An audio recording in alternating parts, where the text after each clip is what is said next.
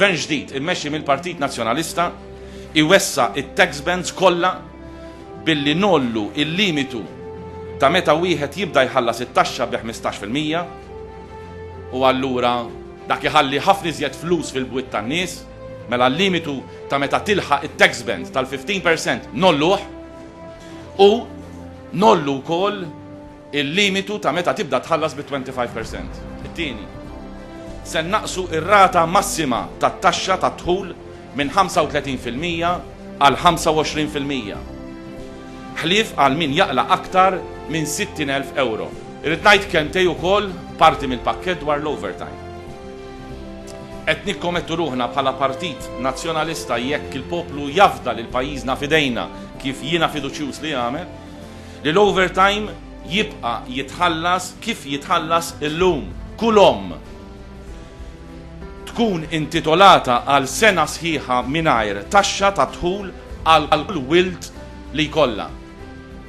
Iġifieri, m'għandix bżonn tirriżenja mix-xogħol u m'għandix bżonn tkun telqet mix-xogħol għal perjodu ta' 5 snin. Aħna kuntenti li llum il-Gvern mhux biss għamel l-ewwel pass sentejn ilu u t-tieni pass is-sena dal-baġit ta' din is-sena, imma beħsibu jkomplu fuq dak il-proċess.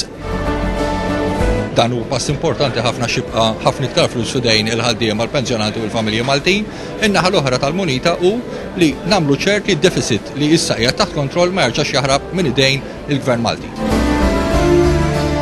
Ingħatat importanza l-lomijiet li jaħdmu, naħseb li huwa rikonoxximent li dan is-settur iridu verament nissapportjaw iktar.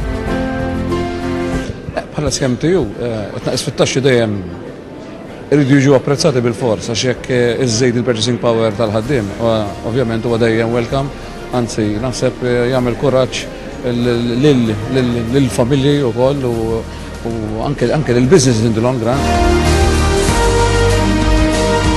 Din hija l-ajma l-proposti li kienet għamlet l-assoċjazzjoni li sakemm fih dan il-parametri ta' kontroll fiskali wieħed ikun jista' inaqqas it-taxxi biex iżid iktar il-purchasing power tan-nies għandhom jitnaqsu s-supirati tat-taxxi.